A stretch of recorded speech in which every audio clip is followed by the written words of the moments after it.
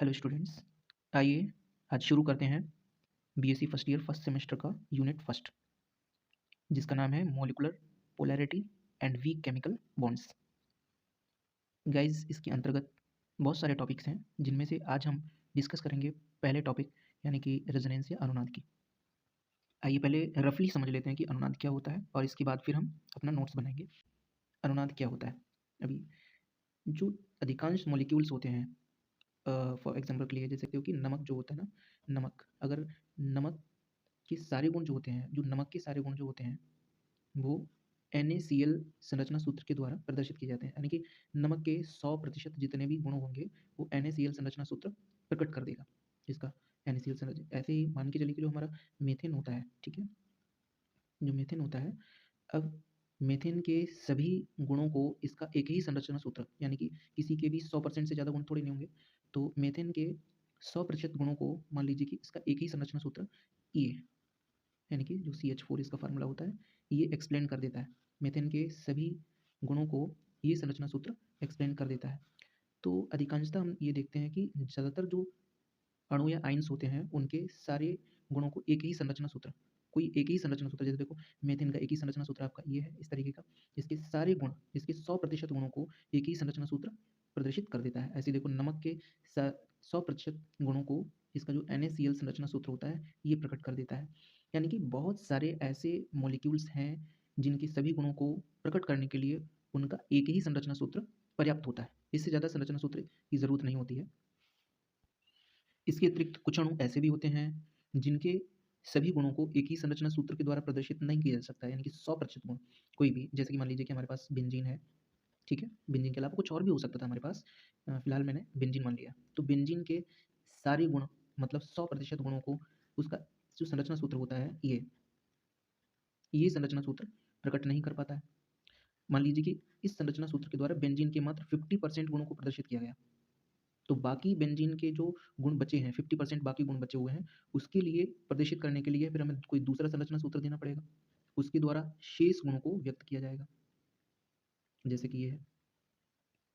तो किसी अणु के एक से अधिक सारे गुणों को व्यक्त करने के लिए, किसी अणु के सारे गुणों को व्यक्त करने के लिए एक से अधिक संरचना सूत्र दिए जाते हैं, तब इस घटना के लिए हम कहते हैं अनुनाद, तब यह घटना कहलाती है अनुनाद। अब इस बात को हम लिख लेते हैं। चलिए इसके लिए दोबारा से समझते हैं। देखिए, अधिकांश जो अणु होते हैं हमारे, अधिकांश अणु मतलब ज़्यादा से ज़्यादा अणु ऐसे होते हैं, ज़्यादा से ज़्यादा अणु ऐसे होते हैं जिनके सारे के सारे गुण, यानी कि सभी गुण, उनके एक ही संरचना सूत्र, ठीक है ना, एक संरचना सूत्र केवल होगा, उसके सारे गुणों को एक ही संरचना सूत्र जो होगा वो प्रदर्शित कर देता है, ठीक है। ज़्यादा से ज़्यादा गुण, ज़्यादा से ज़्यादा जो अणु होते हैं उनके सारे सारे गुण जो होते हैं, सभी के सभी गुण, उनको प्रदर्शित करने के लिए केवल एक ही संरचना सूत्र पर्याप्त होता है, ठीक है। लेकिन कुछ अणु ऐसे भी होते हैं, कुछ मॉलिक्यूल्स या आइंस ऐसे भी होते हैं जिनके सारे गुण जो होते हैं, यानी कि सभी गुण, सारे गुणों को एक ही संरचना सूत्र, एक ही संरचना सूत्र प्रदर्शित नहीं कर पाता है, ठीक है। जब एक ही संरचना सूत्र सारे गुणों को प्रदर्शित नहीं कर पाता है, तब ऐसे अणु या आयंस जो होते हैं उनके सभी गुणों को प्रदर्शित करने के लिए हमें क्या करना पड़ता है, एक से अधिक संरचना सूत्र देने पड़ते हैं, ठीक है। और इन संरचना सूत्रों की विशेषता क्या होती है, जो यह संरचना सूत्र होते हैं, इनकी विशेषता ये होती है कि इनकी ऊर्जा और इनमें जो परमाणु की संख्या होती है ना, वो बराबर होती है, ठीक है। इस तरीके के संरचना सूत्र दिए जाते हैं। तो देखिए, यह घटना ही, मतलब इसी घटना को, मतलब किसी अणु के सभी गुणों को एक से अधिक ऐसे संरचना सूत्रों के द्वारा प्रदर्शित किया जाना जिनकी ऊर्जा और जिनमें परमाणु की संख्या बराबर होती है, तब ये वाली जो घटना होती है, यह घटना ही अनुनाद कहलाती है, ठीक है। तो इस घटना को हम क्या कहते हैं, अनुनाद कहते हैं, ठीक है, इसे बोलते हैं अनुनाद कहते हैं। और ये जो अनुनादी यहाँ पे जो संरचना जो होती है यहाँ पे, ठीक है, ये बहुत सारे संरचना सूत्र होते हैं तथा इन संरचना सूत्रों को अनुनादी संरचनाएं कहते हैं। क्या बोलते हैं? अनुनादी संरचनाएं। मतलब अगर इंग्लिश में लिखें तो हम बोलते हैं रेजोनेटिंग स्ट्रक्चर्स, ठीक है, यानी कि अनुनादी संरचनाएं या रेजोनेटिंग स्ट्रक्चर्स, या फिर हम इनके लिए क्या बोलते हैं? कैनोनिकल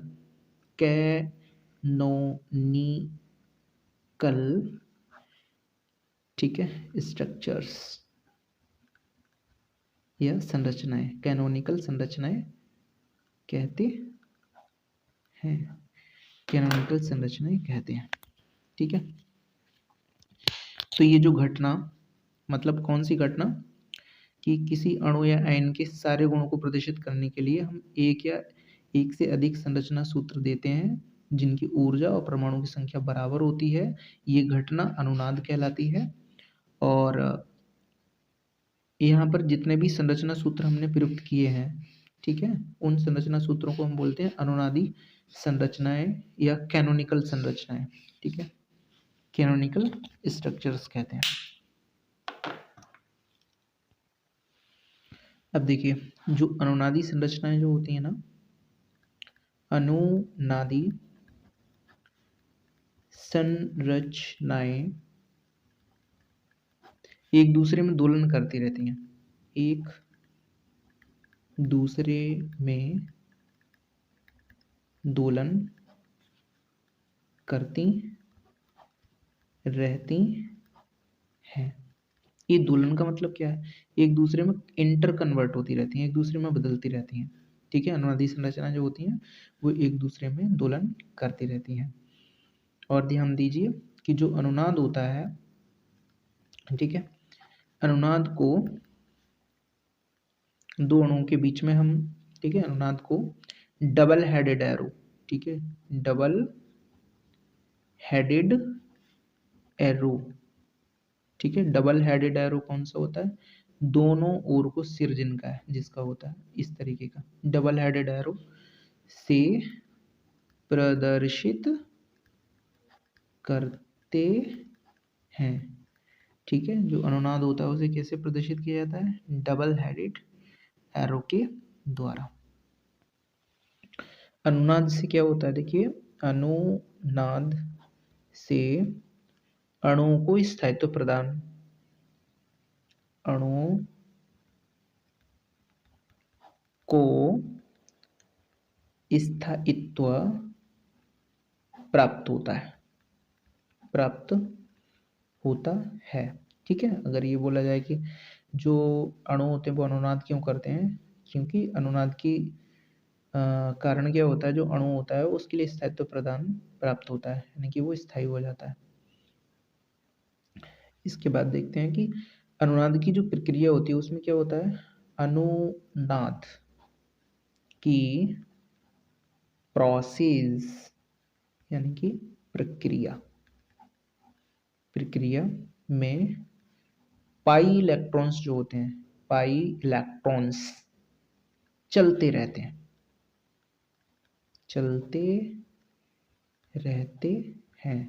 ठीक है। अनुनाद की प्रक्रिया में कौन से इलेक्ट्रॉन चलते हैं? तो पाई इलेक्ट्रॉन्स चलते हैं। एक बार इसके लिए समझ लेते हैं। देखो, अनुनादी संरचनाएं जो होती हैं, अनुनादी संरचनाएं वो क्या करती हैं? एक दूसरे में दोलन करती हैं, मतलब एक दूसरे में इंटर कन्वर्ट, यानी कि एक दूसरे में चेंज होती रहती हैं। अनुनादी जो अनुनाद होता है ना, उसके लिए किसे प्रेजेंट किया जाता है? डबल हेडेड एरो, ठीक है, दो मुंह वाला एरो इस तरीके का, इसे प्रदर्शित करते हैं। अनुनाद से अणुओं को स्थायित्व प्रदान प्राप्त होता है, ठीक है, स्थायित्व प्राप्त होता है। और जो अनुनाद होता है उसकी प्रक्रिया में पाई इलेक्ट्रॉन्स जो होते हैं वो चलते रहते हैं। तो कौन से इलेक्ट्रॉन्स चलते रहते हैं? पाई इलेक्ट्रॉन्स चलते रहते हैं। देखिए, जो केकुले थे, केकुले एक वैज्ञानिक हैं, भाई केकुले के द्वारा बेंजीन बेंजीन के दो अनुनादी संरचनाएं दी गई हैं, संरचनाएं दी गई हैं, ठीक है ना। बेंजीन की दो अनुनादी संरचनाएं दी गई हैं, और किसने दी हैं? वो केकुले ने दी हैं। अब वो अनुनादी संरचनाएं कौन सी हैं? तो देखिए नीचे दे रखी है अनुनादी संरचनाएं, ये वाली हैं अनुनादी संरचनाएं, इस तरह की। देखिए बेंजीन में तो हम जानते हैं कि single bond, double bond, single bond, इस तरीके से एकांतर से आते हैं, सिंगल और डबल बॉन्ड। तो यहाँ पे देखो डबल बॉन्ड लग गया, फिर सिंगल बॉन्ड, फिर डबल बॉन्ड, फिर सिंगल बॉन्ड, और फिर डबल बॉन्ड। अब यहाँ पे देखो दोनों के बीच अनुनाद वाला चिन्ह लग जाएगा ये, ठीक है, एक दूसरे में इंटर कन्वर्ट होते रहेंगे। और यहाँ देखिए, अब यहाँ पे देखो, यहाँ पे हमने डबल बॉन्ड यहाँ लगाया है, लेकिन इस बार हमें डबल बॉन्ड यहाँ पे लगाना है। डबल बॉन्ड, फिर यहाँ पे सिंगल बॉन्ड, फिर यहाँ पर डबल बॉन्ड, फिर यहाँ पे सिंगल बॉन्ड, फिर यहाँ पे डबल बॉन्ड। देखना है, देखो एक जैसी संरचनाएं दिख रही है लेकिन अलग अलग है। यहाँ पे देखो हमारा डबल बॉन्ड यहाँ आ रहा है, यहाँ पे डबल बॉन्ड यहाँ पे आ रहा है। अब जब यहाँ पे आ गया तो यहाँ पे सिंगल बॉन्ड, फिर यहाँ पे डबल बॉन्ड, फिर यहाँ पे सिंगल बॉन्ड, इस तरीके से चलेगा। तो ये वाली जो संरचना होती है इसे बोलते हैं फर्स्ट, मतलब रोमन में ही लिखा जाता है इनके लिए इस तरीके से।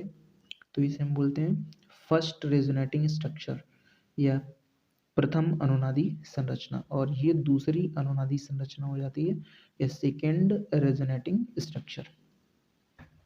अच्छा, अब इनके बारे में उपरोक्त अगर हम ये देखते हैं, उपरोक्त अनुनादी संरचनाएं, अनुनादी संरचनाएं देखने पर ज्ञात होता है कि, देखो उपरोक्त अनुनादी संरचनाएं जो केकुले के द्वारा दी गई हैं, अगर उनको हम देखते हैं तो हमें क्या ज्ञात होता है?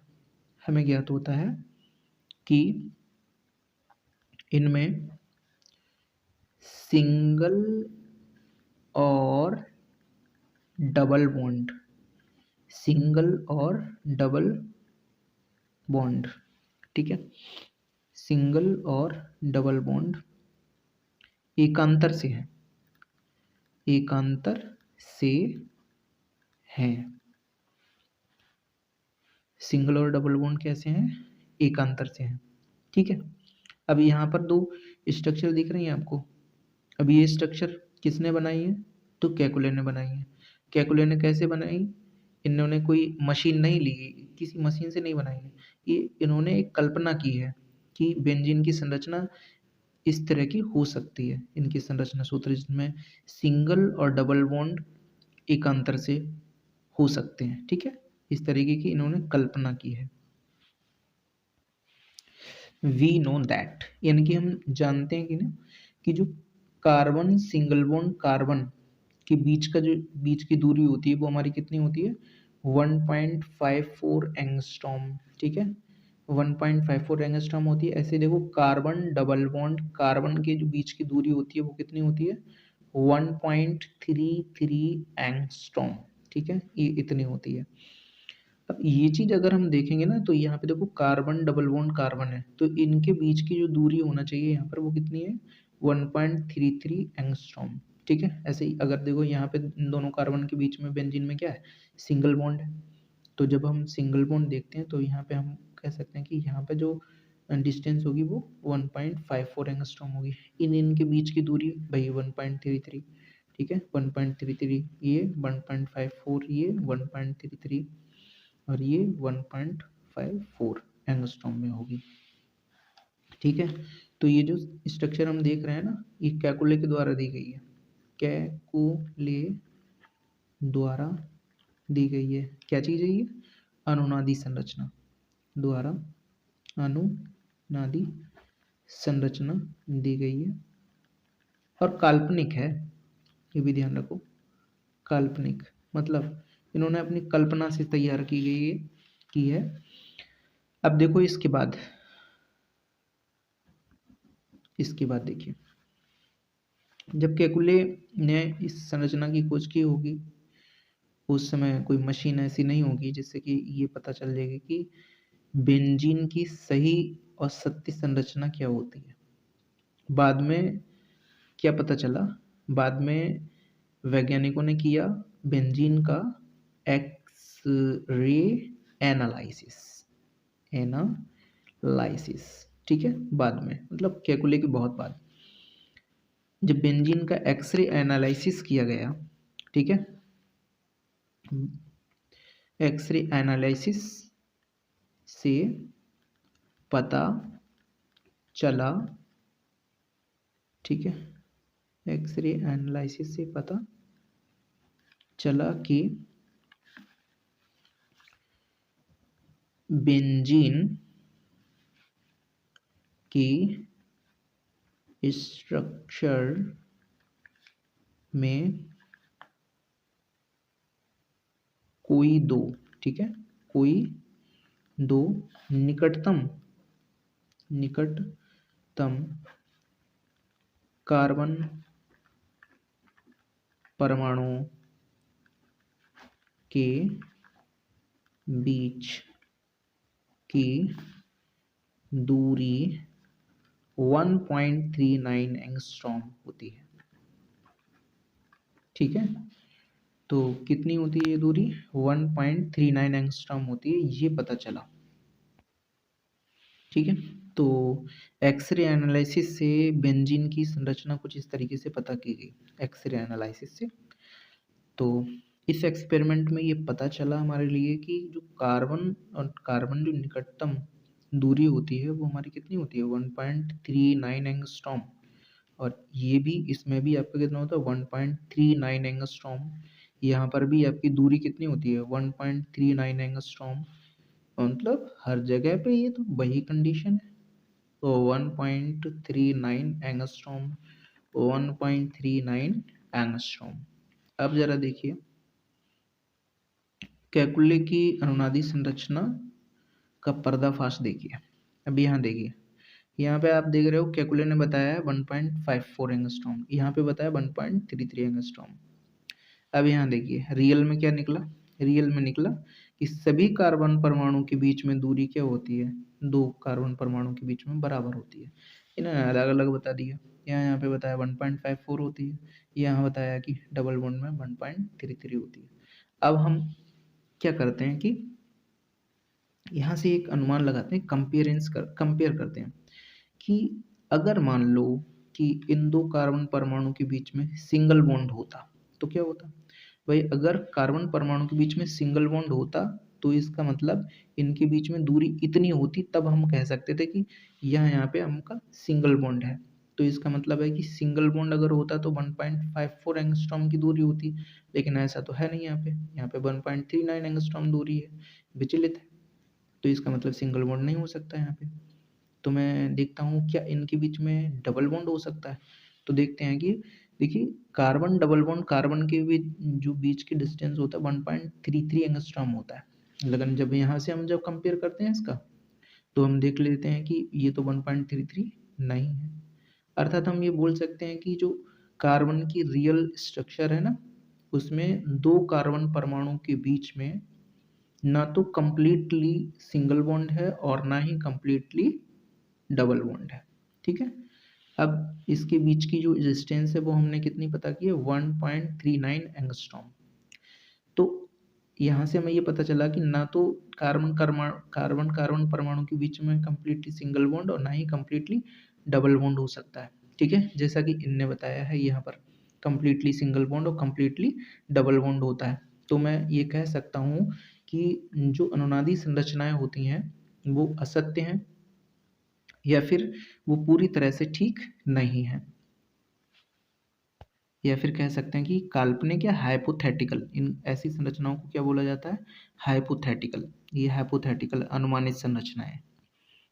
जब अनुनादी संरचनाओं को पता किया गया कि अनुनादी संरचनाएं एक हाइपोथेटिकल होती हैं, अनुमानित संरचनाएं हैं, तो फिर उनकी रियल संरचना क्या है, इसे पता करने के लिए क्या किया गया, ठीक है।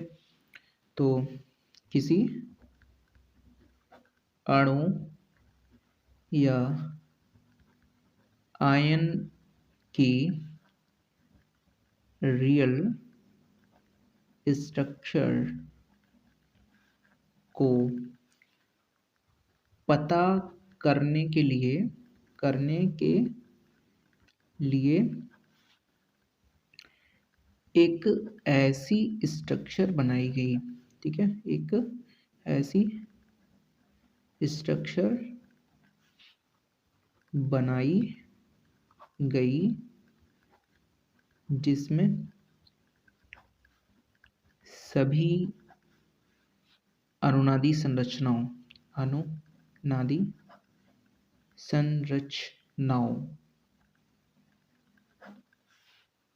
के गुण समाहित रहते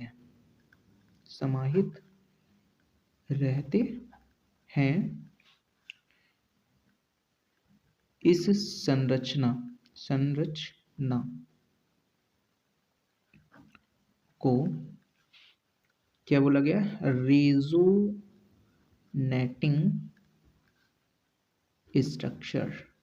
स्ट्रक्चर या फिर अनुनादी संकर